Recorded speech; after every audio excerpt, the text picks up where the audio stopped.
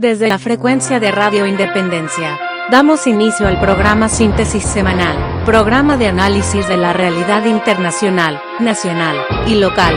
Queda con ustedes en la conducción el analista en temas políticos Willy Cotrina Aguilar. Buenas tardes amigos, oyentes y televidentes de su programa Síntesis Semanal.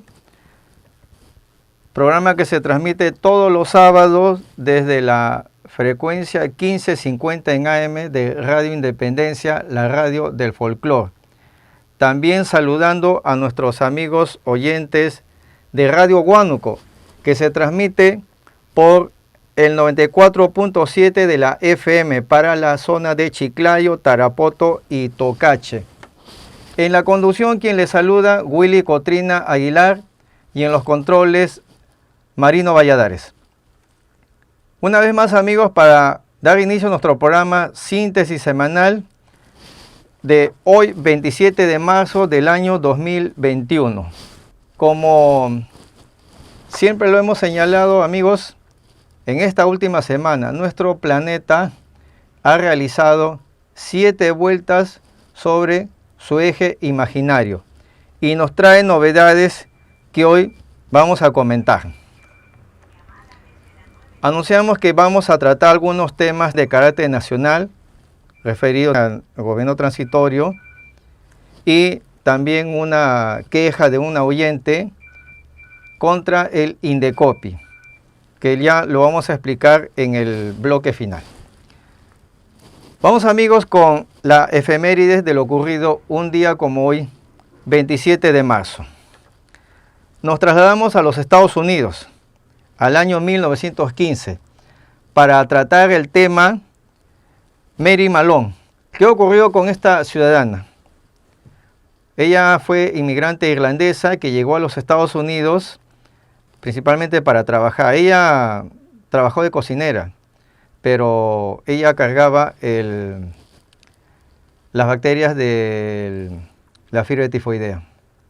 Y hasta ese entonces no se conocía por qué aparecían tantas personas con esa enfermedad.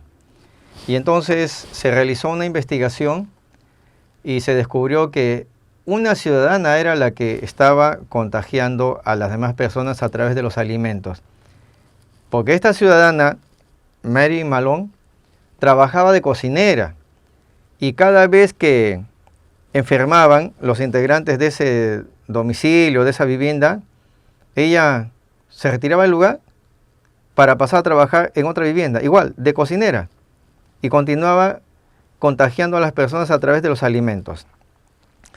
¿Y por qué mencionamos esto como una efemérides de hoy, 27 de marzo? Porque en una fecha como hoy, 27 de marzo del año 1915, por disposición de las autoridades, esta persona, Mary Malone, fue enviada a cuarentena de por vida, porque descubrieron que ella era la portadora de estas bacterias que estaban contagiando a otras personas. Vamos con la nota para conocer el tema. En 1907 la ciudad de Nueva York gozaba de un bullicioso ambiente rebosante de tranvías, comercios y los nuevos inmigrantes de todo el mundo. También era semillero de enfermedades contagiosas. Uno de los peores problemas de salud pública de aquella época era la fiebre tifoidea. Aproximadamente 5.000 neoyorquinos enfermaban al año, muchos morían de ella. Así no resultó extraño que una familia neoyorquina de veraneo en Long Island cayera víctima de un brote de fiebre tifoidea. El único problema es que nadie podía averiguar cómo se contagiaron. Desesperados contrataron a un investigador de salud pública llamado George Soper. Preguntó, ¿hay alguien más que venga a esta casa en verano que pueda haberla transmitido? Uno de ellos dijo, sí, claro, teníamos una cocinera. La cocinera resultó ser una joven irlandesa llamada Mary Malone. Inmediatamente George Soper reconoció lo ocurrido. Soper localizó a Mary en una casa de Manhattan. Soper estaba seguro de que Malone era la responsable de los brotes y llevó las pruebas al Departamento de Salud de Nueva York. Quedaron lo bastante convencidos como para enviar a una joven doctora, Josephine Baker, y unos policías a recoger a Mary para examinarla. Estaba muy disgustada. Cualquiera lo estaría si 5 policías vinieran a buscarle. Para mayor disgusto de ella, fue trasladada a un hospital de aislamiento para pacientes con tuberculosis en North Brother Island. Y cuando la prensa local conoció la historia, enseguida se hizo eco. El artículo se refería a ella como Mary la tifoidea, un nombre que venía a simbolizar el peligro y la enfermedad, y se le quedó. Los médicos querían mantenerla encerrada, pero justo cuando parecía que pasaría el resto de su vida aislada, cambió su suerte. Después de 3 años, un nuevo inspector sanitario decidió devolverle su libertad siempre que ella prometiese no volver a cocinar. Y Mary la tifoidea hubiera pasado al anonimato de no haber sido por un brote de fiebre en una maternidad de Nueva York en 1915. Cuando el Departamento de Salud investigó, descubrió que la cocinera, que decía llamarse señora Brown, no era otra que Mary Mellon, Mary la tifoidea. Esta vez cayó sobre ella todo el peso de la ley y fue recluida de nuevo en el hospital Riverside de North Brother Island. La historia de Mary Mellon ilustra un importante dilema de salud pública que ocurrió a principios del siglo XX y sigue vigente a comienzos del siglo XXI. ¿Cómo proteger la salud pública y a la vez respetar los derechos civiles de los individuos? En el caso de Mellon, escogieron proteger la salud pública confinándola en el hospital para el resto de su vida. Allí murió de apoplejía en 1938. Conforme ustedes han observado, amigos, las autoridades estadounidenses en su época, al poder identificar quién era la portadora de esa enfermedad, es decir, el foco infeccioso, una vez identificado, la trasladaron a un albergue donde quedó recluida ella, es decir, en cuarentena, porque ella era pues la que irradiaba, la que contagiaba a las demás personas. Como ustedes ven, se aisló a esa persona y se dio solución al problema. Lo mencionamos esto, amigos, porque en la actualidad nuestras autoridades, ¿qué es lo que están aplicando aquí?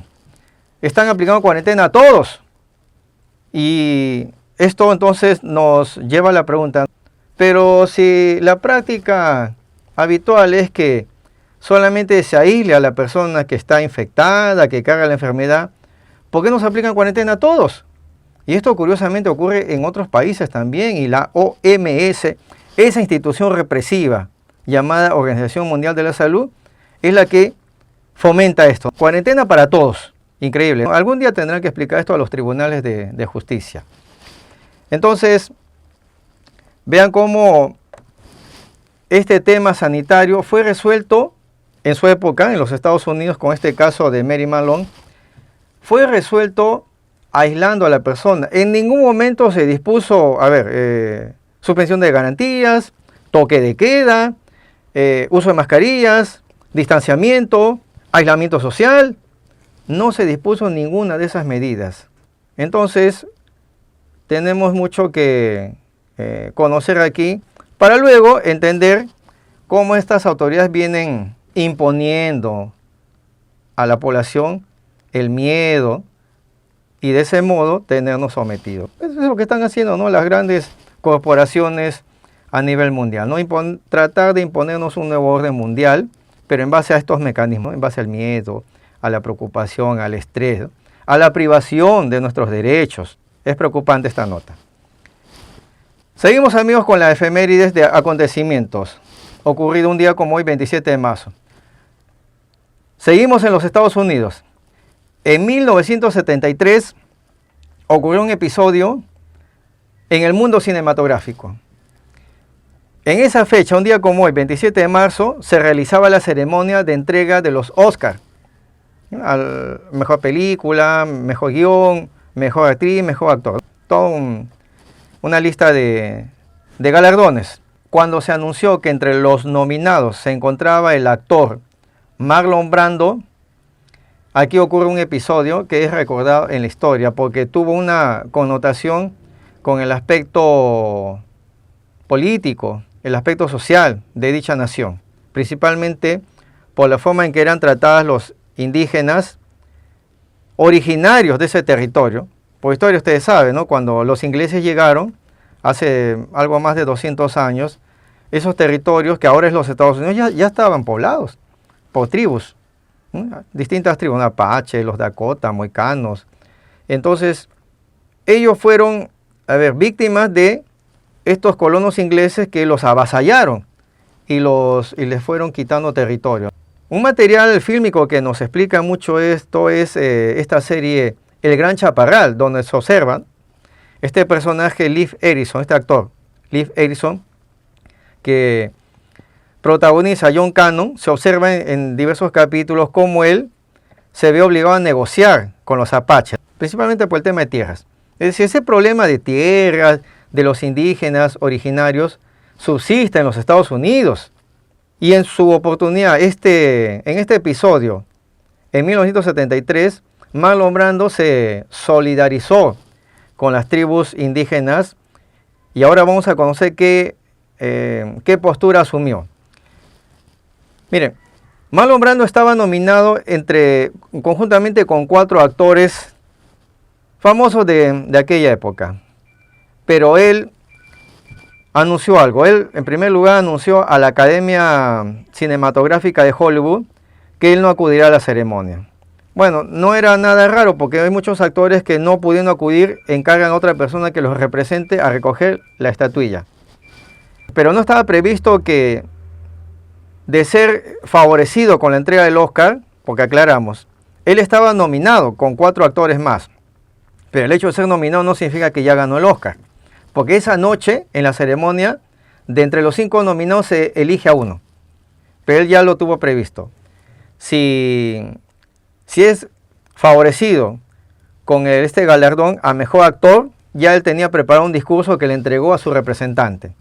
Encargó la labor a una actriz de origen apache, que ella es la que iba a dar lectura a un discurso en caso él sea favorecido con la estatuilla.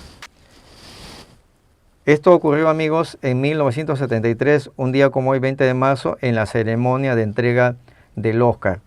Una protesta, un reclamo y una postura firme de un actor destacado, que no es la primera vez que ocurre este tipo de protestas, aprovechando un escenario concurrido y de impacto mundial, porque esta ceremonia del Oscar es vista por muchos países en el mundo al momento que es transmitido. En Hollywood, amigos, ha ocurrido siempre que diversos actores han asumido así posturas de rechazo, de reclamo, de crítica. Vamos a mencionar algunos casos. Ustedes se acuerdan de esta serie western denominada Bonanza, donde es la historia de la familia Cartwright. Uno de los actores que realiza el papel de Adam Cartwright fue el actor Pernell Roberts. Y Pernell Roberts también en Hollywood fue considerado un activista por los derechos humanos, y no solamente eso, lo acusaban de tener una postura de izquierda, un socialista. Imagínense, un socialista en Hollywood, pero aún así su talento le permitió seguir en la actuación y en el mundo del cine. Otro caso también tenemos de un actor que asumió una postura de crítica a la industria cinematográfica de Hollywood, del actor Al Lewis. Claro, ustedes se preguntan, ¿y quién es Al Lewis? Si yo les menciono la serie Los Monsters, ahora recordaremos esta conocida serie Los Monsters. Entre sus integrantes estaba este personaje, el abuelo. Al Lewis realizaba ese papel de el abuelo, pero Al Lewis en su época era un actor muy respetado y reconocido. Y él también tenía una postura de crítica a la industria cinematográfica de Hollywood. También igual lo acusaban de ser un hombre de izquierda. Entonces Hollywood siempre ha encontrado, y tal vez encontrará, personajes que van a cuestionar la línea política, porque lamentablemente hay que admitirlo, pues Hollywood elabora muchas películas con tinte político. Ustedes se deben acordar también que en los años finales de los 80 y los 90, Hollywood emitió muchas películas vinculadas a la acción, series o largometrajes de artes marciales. Y por ahí actuó este actor belga Jean-Claude Van Damme en su época, en principio de los 90. A finales de los 80 él protagonizó una película, era una saga, ¿no?, de varias películas llamada Retroceder nunca, rendirse jamás. El capítulo 2 de esta saga de películas Retroceder nunca, rendirse jamás está referido a una aventura que realiza, bueno, en este capítulo no es Jean-Claude Van Damme, porque él participó en esta película de Retroceder nunca, rendirse jamás, parte 1. En la parte 2 participa el actor Loren Avedon como protagonista. También un experto en artes marciales de ese entonces. Trata la historia que él visita Tailandia, en la capital Bangkok, y quien era su pareja, la hija de un refugiado político, es secuestrada. Y él realiza todo un operativo, un rescate, acude a un campamento que estaba controlado por, ese entonces, por tropas de la Unión Soviética. Es decir, una netamente politizada, porque, es más, se observa en determinadas escenas donde ambos protagonistas luchan. El otro actor, el que vendría a ser el villano, que hace el papel de un oficial ruso, donde luchan, utilizan imágenes del gobierno soviético de entonces. Entonces esa película está netamente politizada, ¿no? Es decir, el capitalismo versus el socialismo. Todo el tiempo Hollywood se la ha pasado utilizando su gran industria cinematográfica para también asumir un sesgo político. El caso de Vietnam también hay como 10 películas referidas al tema de Vietnam, donde ellos siempre han buscado establecer que ellos fueron pues a ver los justicieros, ¿no?, los que llevaban la libertad al momento de iniciar una guerra, ¿no? En los años 60 y 70 también nos tuvieron con esta serie llamada Combate, ¿no?, con el actor Big Morro. Entonces todo el tiempo Hollywood ha politizado sus producciones cinematográficas. Y entonces, ya retomando este tema de la protesta de Marlon Brando en defensa de las tribus indígenas, ocurrió esto. Y esto va a seguir ocurriendo porque mientras Hollywood se mantenga siendo un brazo político, seguirán existiendo críticas al respecto. Continuamos en la efemérides ahora con nacimientos. Vamos a hablar de un destacado actor que nació un día como hoy, en 1931. Si yo les muestro estas imágenes o escuchan esta melodía, entenderemos de qué vamos a hablar. El fugitivo. Efectivamente, Protagonizada por la serie El David Janssen Fugitivo como el es la Dr. que Richard Kimball. lanzó a la fama a este actor David Janssen, el cual nació un 27 de marzo de 1931. Él nació en Nebraska, en los Estados Unidos, y murió en Malibu, California, el 13 de febrero de 1980, a los 49 años. Joven murió él, 49 años. Ustedes, amigos, se habrán preguntado si el guión, el argumento de esta serie El Fugitivo fue, bueno, creado por la productora, en este caso la cadena televisiva ABC, o posiblemente se puede haber inspirado en alguna obra literaria, en algún bestseller o en algún caso real. Y efectivamente, todo coincide en que la serie El Fugitivo ha sido elaborada en base a un caso real. Que la cadena televisiva ABC, que es la que realizó esta serie, no lo admite posiblemente por el copyright, es decir, por derechos de autor, para evitar pagar derechos de autor. Porque el caso está referido a la historia de un ciudadano estadounidense que vivió en su época, un médico también, llamado Samuel Holmes Shepard. Él fue cirujano de profesión en su época, pero el año 1954 fue llevado a los tribunales porque lo acusaron de ser el causante de la muerte de su esposa. Su esposa se llamó Marilyn Reese Shepard. ¿Qué ocurrió? En el domicilio donde ambos vivían se realizó una reunión Pero resulta que él manifiesta que se quedó dormido y cuando despertó escuchó gritos y al momento de acudir a la habitación encontró a su esposa muerta, producto de una agresión física. Cuando se abre el proceso judicial, lo acusaron a él de ser el causante de la muerte de su esposa. Entonces hasta aquí coinciden ambas historias, tanto en la serie Fugitivo de Richard Kimball, médico de profesión, también acusado de la muerte de su esposa. Y el caso de Samuel Holmes Shepard fue noticia en su época, el año 1954.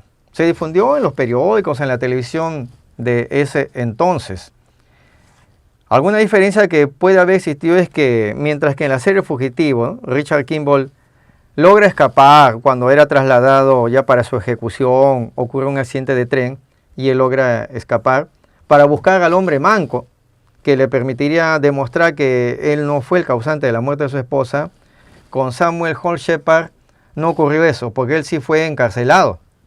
Él estuvo en prisión 10 años y en esos 10 años él dedicó su tiempo en presentar una serie de apelaciones para que se revise su caso, porque él consideraba que existió un error al momento de establecer autorías. Y efectivamente, luego de 10 años de estar en prisión, él logra ser absuelto por la Corte Suprema, donde ordenaron que se revise el caso porque había una serie de errores judiciales.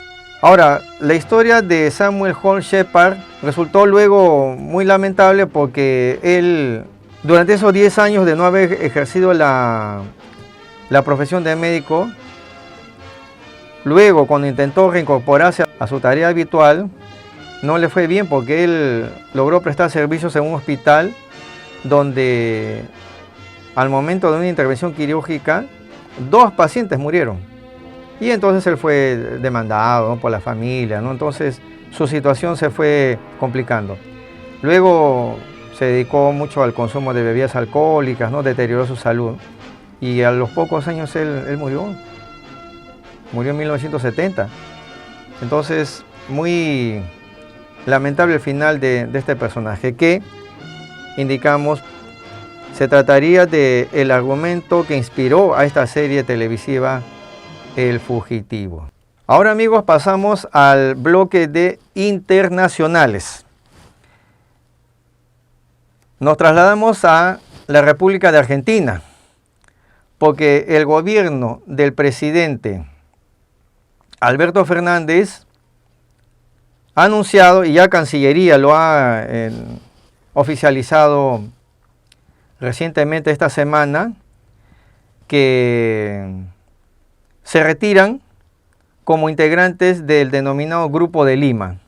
Ya hemos hablado anteriormente del Grupo de Lima. No es más que un grupo de países países sudamericanos que se han agrupado para evaluar, dicen ellos, ¿no?, evaluar la situación de lo que ocurre en la República Bolivariana de Venezuela. Vamos a ver la nota para luego comentarlo.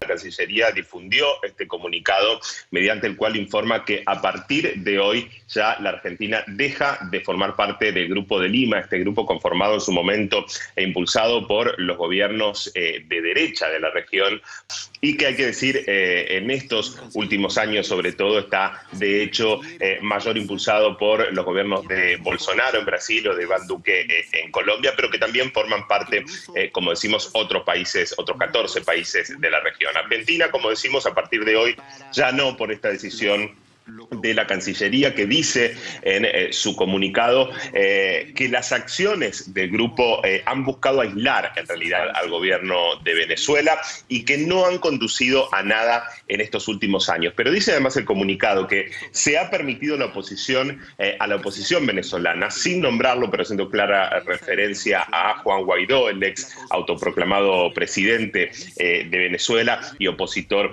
a Nicolás Maduro. Bueno, lo que dice el comunicado es que permitiendo la participación de la oposición venezolana, se han adoptado posiciones que la Argentina no ha podido ni puede acompañar. Recordemos que el Grupo de Lima está esencialmente en materia de política internacional, además, alineado con las políticas de Estados Unidos, y esto ha hecho que ha generado un conflicto de entrada desde que asumió Alberto Fernández luego de suceder a Mauricio Macri. Bueno, el comunicado también dice que la Argentina insiste en que la solución para Venezuela es facilitar un diálogo inclusivo que no favorezca a ninguna de las partes, que eso es responsabilidad de las autoridades venezolanas, remarca, y que se tiene que dar en un marco sin ninguna exclusión, donde participen los actores sociales, la iglesia, el empresariado, y bueno, justamente sin ningún tipo de exclusiones, también las organizaciones no gubernamentales. Critican muy duramente en el final este comunicado de la Cancillería las sanciones y los bloqueos que se han realizado contra Venezuela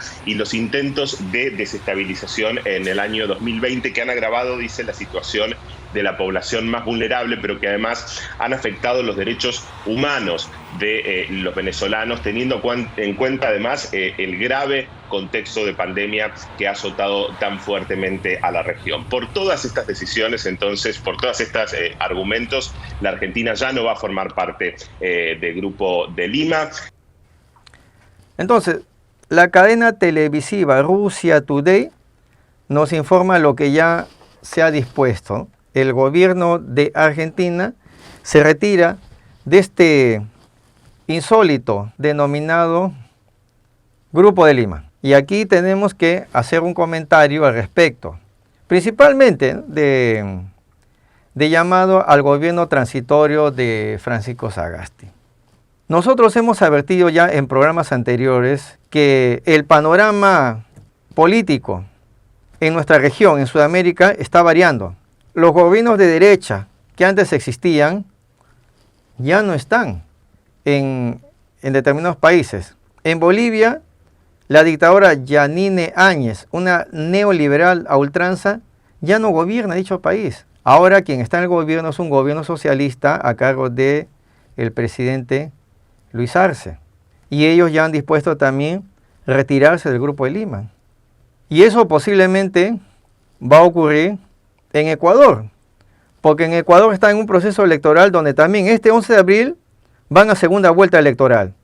Y el candidato favorito, Andrés Arauz, posiblemente será elegido como nuevo presidente. Y él es un hombre de izquierda, es socialista.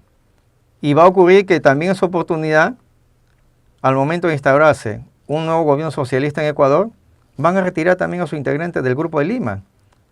Entonces, comunicamos al gobierno transitorio de Francisco Sagasti que evalúe la situación y tome medidas de inmediato para no luego pasar escenas lamentables, porque ya varios gobiernos están retirando a sus integrantes de este denominado Grupo de Lima.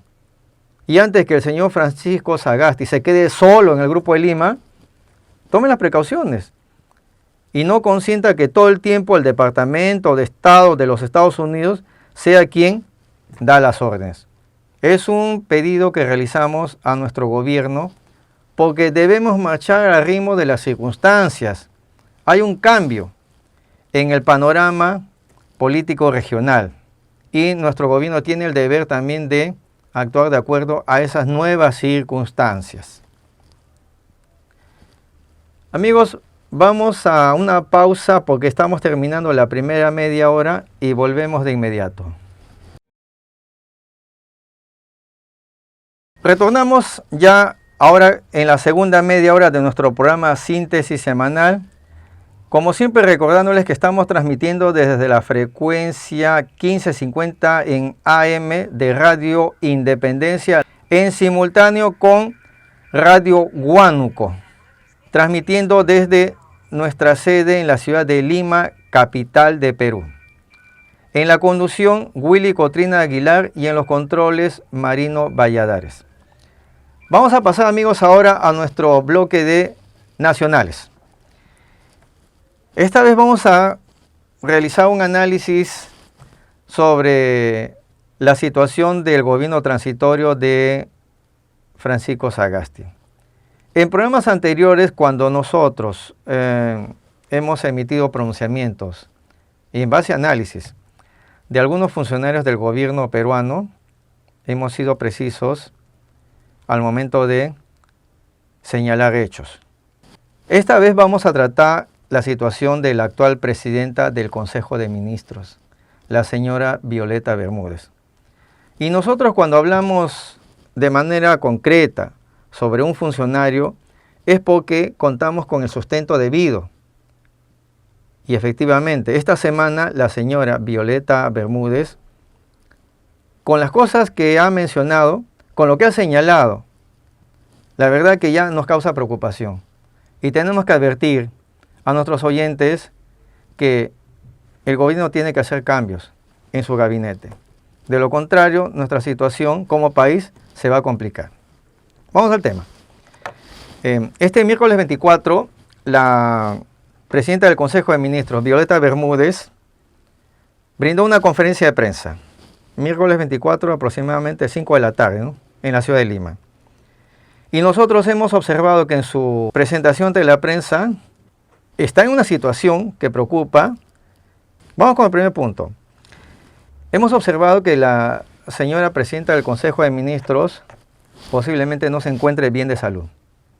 Porque si observamos que una persona, alguien que está exponiendo un determinado tema, alguien que asume una función de responsabilidad, como es el cargo de ser ministro de Estado, pero que al momento de expresar ideas se detiene o no es coherente con lo que expresa, o peor aún, balbucea cuando está expresando ideas, es porque algo está pasando en su estado de salud. Y esto es lo que ha ocurrido con la señora Violeta Bermúdez, presidenta del Consejo de Ministros. En la conferencia de prensa de este pasado miércoles 24, y nosotros con producción hemos revisado el video, aproximadamente en el minuto 23, cuando ella exponía, ella daba respuesta a la pregunta de un periodista sobre la labor del canciller Alan Wagner y los tratos comerciales con el gobierno chino, pues este tema de la vacuna. Ella al momento de tratar de dar una explicación, se observa que se detiene, tartamudea, balbucea, pierde la hilación y la coherencia de lo que manifiesta, y esto es lo que nos causa mucha preocupación. Vamos a observar el video para luego comentarlo. Nosotros tenemos unas relaciones no solamente amicales, sino también comerciales con el país chino. Como ustedes ven, amigos, es preocupante observar a una ministra de Estado, la presidenta del Consejo de Ministros, que se queda detenida, no sabe qué decir, balbucea, y esto puede significar que lamentablemente no se encuentra bien de salud. Veamos la repetición para entenderlo. Nosotros tenemos unas relaciones no solamente amicales, sino también comerciales con el país chino. Es lo que está ocurriendo con nuestra primera ministra. Algo está pasando en su estado de salud y es lo que nos causa mucha preocupación. Vamos con el segundo punto. En esa conferencia de prensa, la señora Violeta Bermúdez ha realizado también algunos pronunciamientos que causan preocupación. Ella literalmente ha dicho, el único antídoto es la vacunación. Vamos con la nota para luego explicarlo. El único antídoto que nos va a ayudar a superar la pandemia, pero también a superar esta crisis económica, es la vacunación. Como ustedes ven, ella es la que considera que la vacuna es la única solución a este tema. Y esto nos preocupa porque ella se considera dueña de la verdad. Es decir, lo que ella dice es lo más adecuado. Es decir, lo que pensamos los demás no es lo adecuado. No solamente eso, la señora primera ministra Violeta Bermúdez parece que no se acuerda o no le han informado que este tema de la vacuna, que aún se encuentra en etapa de prueba, de experimentos, de ensayos, ya originó la muerte de algunas personas. Vamos a ver la nota del caso de la profesora Mariela Vela. Su llamado final, su pedido final. Pido justicia por mi hermana. Ella ha muerto y ha dejado una familia destrozada. La utilizaron como conejillo de indias. Eso están haciendo con nosotros. Somos conejillo de indias de esta vacuna. Esta vacuna, si sirve, ¿qué pasó entonces? ¿Qué pasó? ¿Por qué ella está muerta si se vacunó? Nos están vendiendo falsas esperanzas con esta vacuna. Bueno. Yo no me vacuno, no creo en la vacuna, es mi sentir y es mi dolor. Pido justicia por mi hermana, eso es lo que pido, y que la Universidad Cayetano, como patrocinador de esta vacuna, que se pronuncie, porque hasta ahorita no nos ha dicho nada, no nos ha explicado nada. Bien, Karen, se entiende la indignación, la rabia que siente en estos momentos la señora, le reiteramos nuestras condolencias a ella. Quien aparece en el video es la hermana de la fallecida Mariela Vela. La hermana se llama Fanny Vela. Ella también es profesora de carrera. Y ella reclama, con justa razón, de manera enérgica, que su hermana perdió la vida en vista que no estaba aún perfeccionado este mecanismo de la vacunación. Y ella ha anunciado, como miles de ciudadanos en nuestro país, posiblemente la mitad del país, no aceptan la vacuna. No están conformes. Y ahí está el testimonio de una ciudadana que ella dice, yo no me voy a vacunar. Entonces, aquí está la respuesta a la presidenta del Consejo de Ministros, Violeta Bermúdez, cuando ella dice, el único antídoto es la vacunación. Falso, señora primera ministra. Usted no puede argumentar eso, que con una vacuna se resuelve este problema sanitario que nos han creado las grandes corporaciones y los laboratorios internacionales. Porque ya, a raíz de esta preocupación, muchas personas, en la creencia que participando en la etapa de pruebas, se van a proteger. No está ocurriendo eso. Y ahora, ¿quién responde por esta profesora que ha perdido la vida? Y acá hay un tema también preocupante. Hasta ahora, los que están a cargo de estos ensayos de las vacunas, los que están a cargo de suministrar estas vacunas, estoy hablando concretamente del Hospital Cayetano Heredia y de la Universidad Cayetano Heredia. Y aquí ocurrió este hecho. Ahí en ese lugar murió la profesora Mariela Vela. Y hasta ahora nadie responde. No nos hemos enterado que exista algún médico involucrado en este tema que haya sido detenido.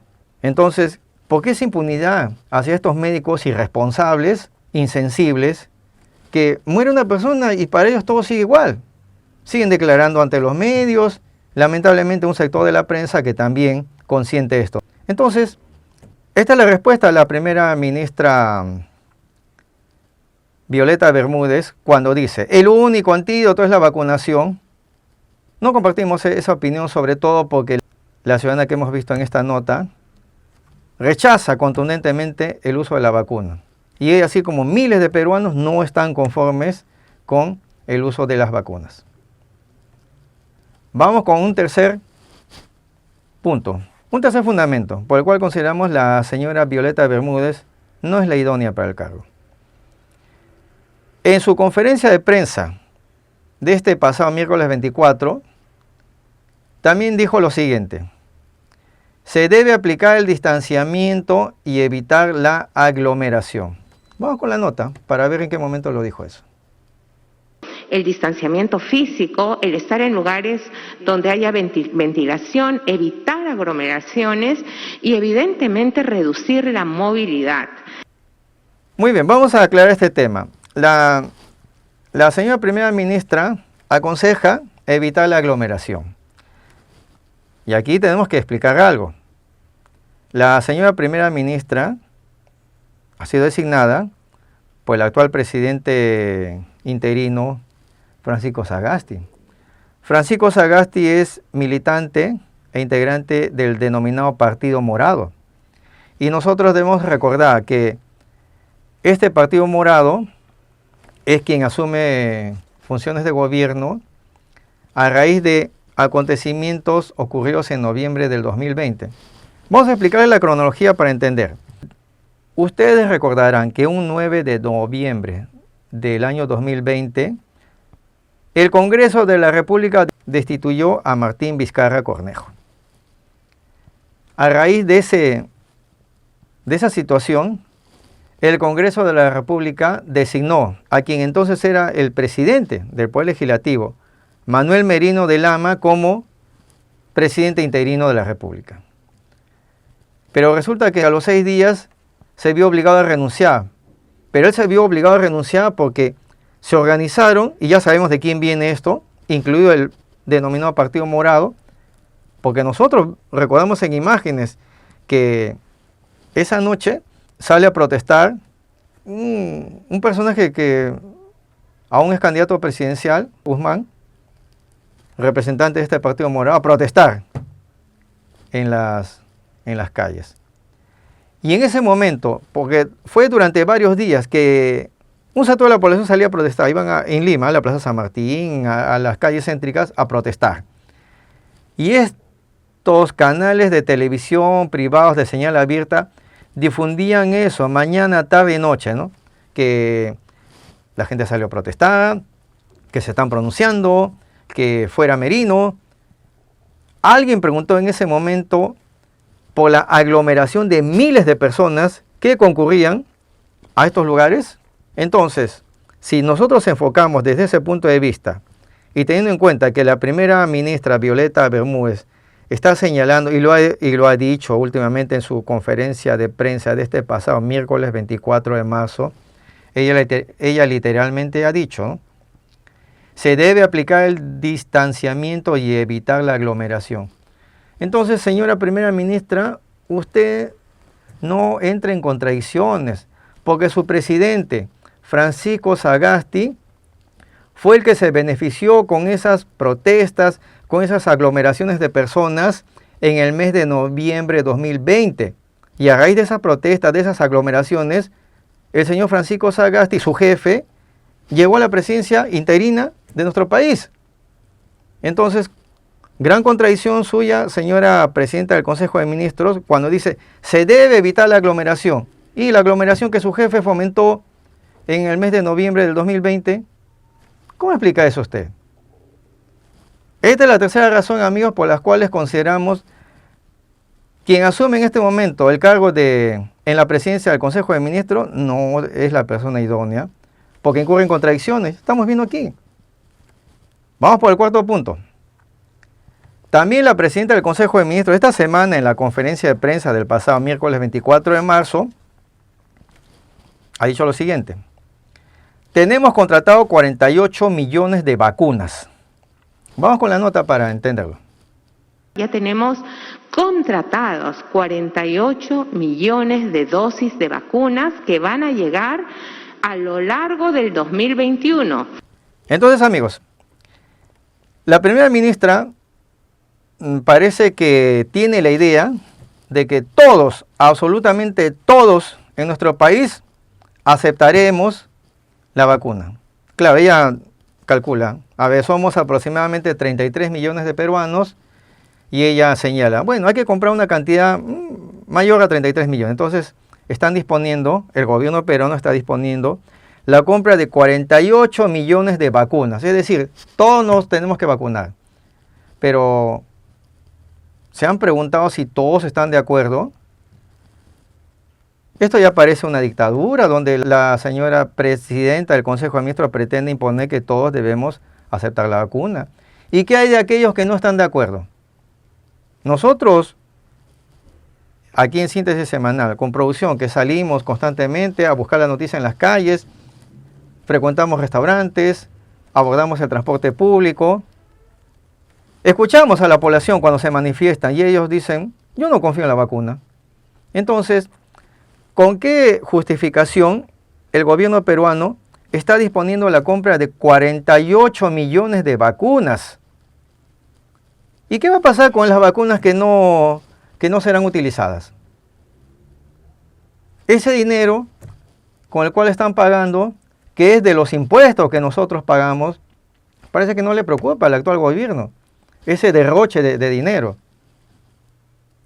Esta nota también es preocupante. Amigos, entonces hemos señalado aquí 4 aspectos que consideramos fundamentan nuestra postura. La señora presidenta del Consejo de Ministros, Violeta Bermúdez, no es la idónea para el cargo. Sospechamos que se encuentra mal de salud porque ya hemos visto, no articula ideas. Y luego los pronunciamientos que ha realizado son completamente contradictorios. Hasta ha ignorado que una ciudadana murió a raíz de estos experimentos de las vacunas. Esto es lo que nos preocupa. Y exhortamos al gobierno para que realice cambios en el gabinete ministerial. Porque esto está afectando a nuestra población. Y cada semana que salen a emitir pronunciamientos, la verdad que es una situación muy preocupante, porque esto sale al mundo también. Y diversos colegas de medios de prensa internacional nos preguntan, se extrañan por este tipo de expresiones de nuestras autoridades.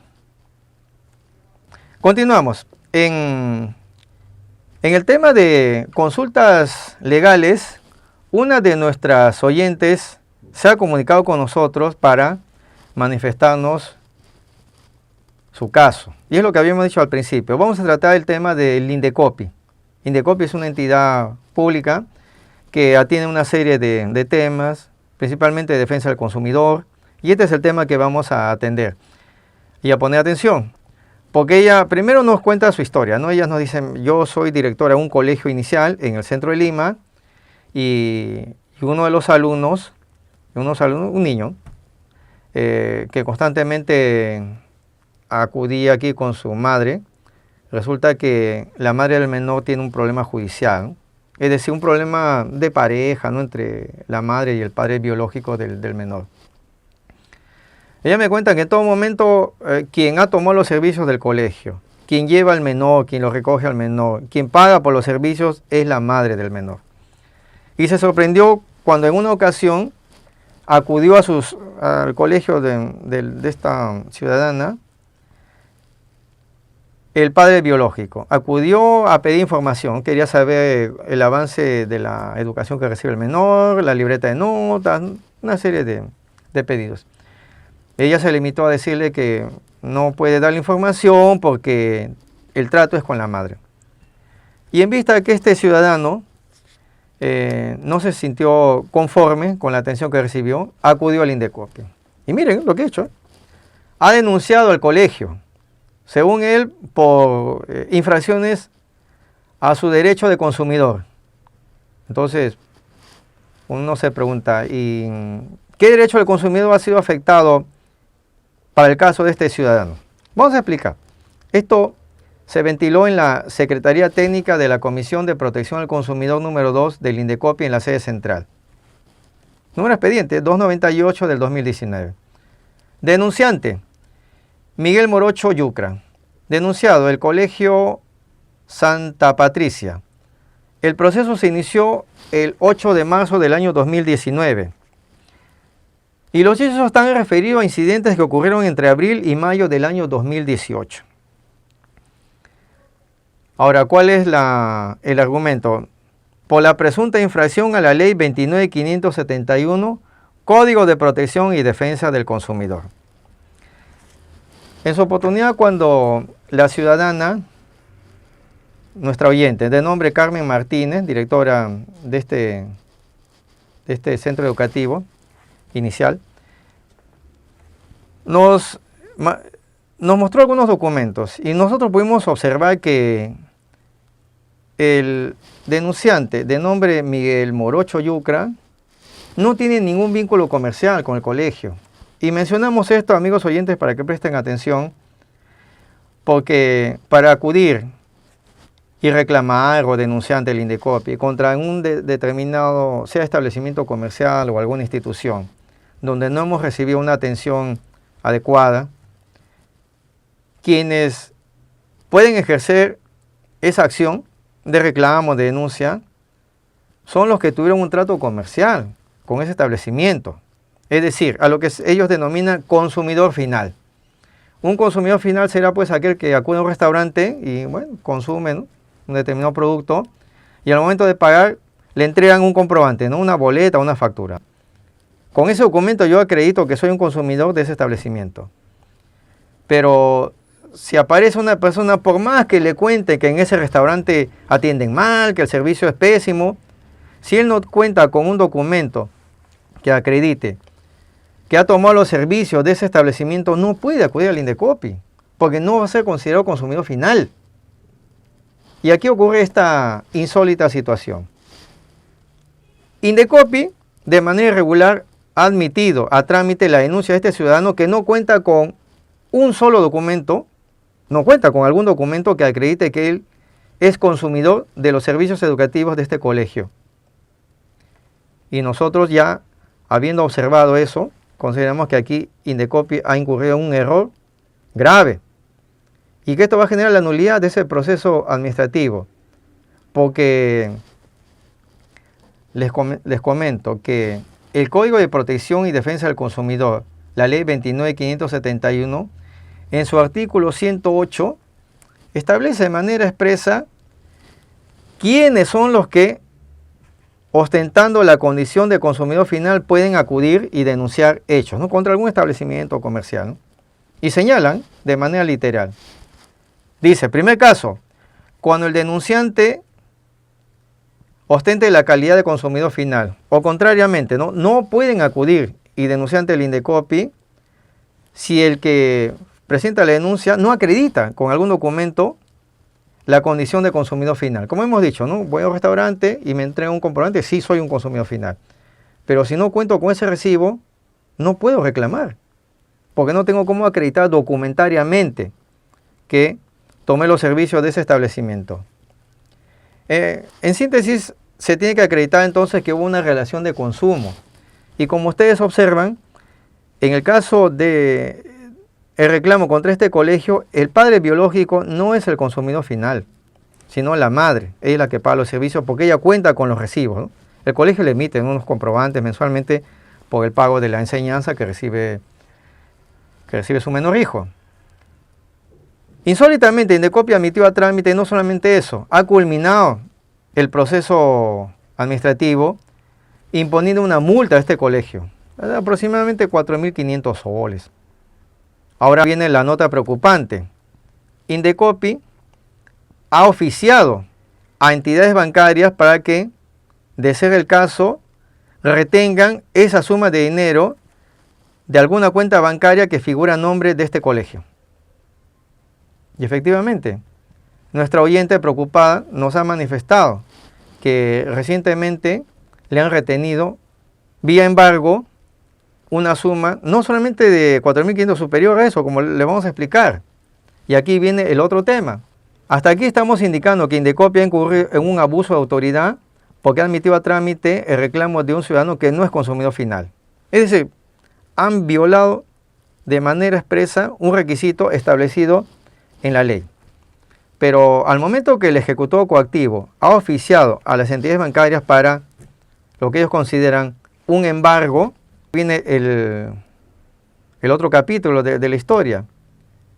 El BCP le ha retenido, sí, por orden del ejecutor coactivo del Indecopi, le ha retenido la cantidad de 4.500 soles. Pero de manera simultánea también el Banco Continental le ha retenido también una suma similar. Entonces, uno trata de entender, pero si la orden o la multa, si la multa es por 4.500 y ahora se está duplicando esto, estamos hablando de algo de 9.000 soles. Y no es lo que está ordenando Indecopi. Entonces, ¿qué está ocurriendo aquí con las entidades bancarias?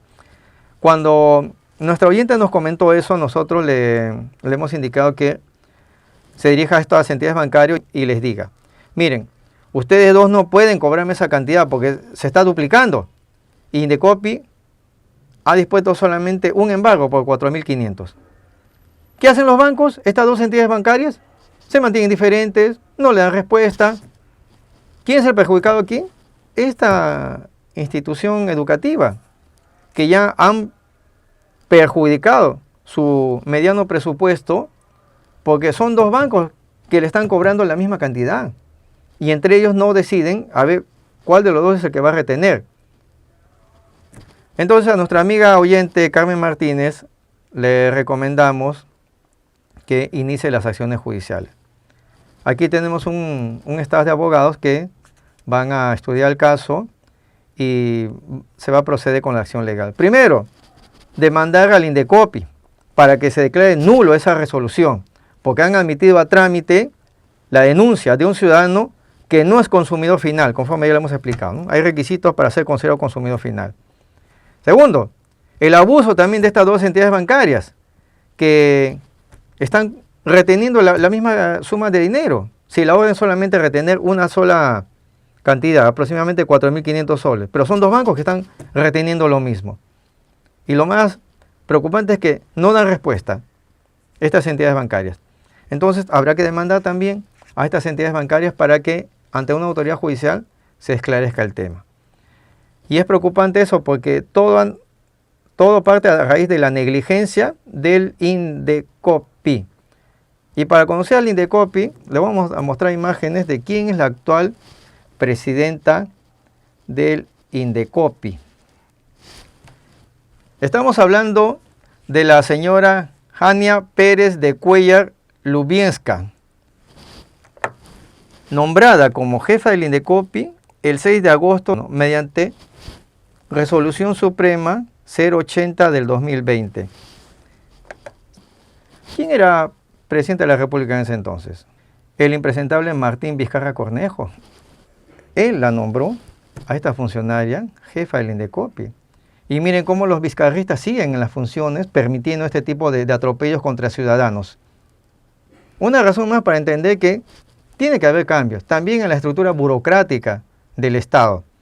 Porque el sueldo que percibe esta funcionaria no es poca cosa, supera los 15.000 soles mensuales.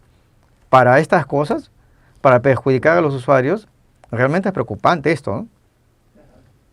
Bien amigos, producción me indica que ya estamos llegando a la parte final de nuestro programa. Agradecemos a nuestros amigos oyentes que nos siguen por la frecuencia de Radio Independencia en el 1550 en AM, Radio Independencia, la Radio Folclore, y también a nuestros amigos que en simultáneo nos escuchan por la frecuencia de Radio Huánuco. Estaremos con ustedes amigos el próximo sábado comentándoles nuevas novedades. Hasta entonces amigos.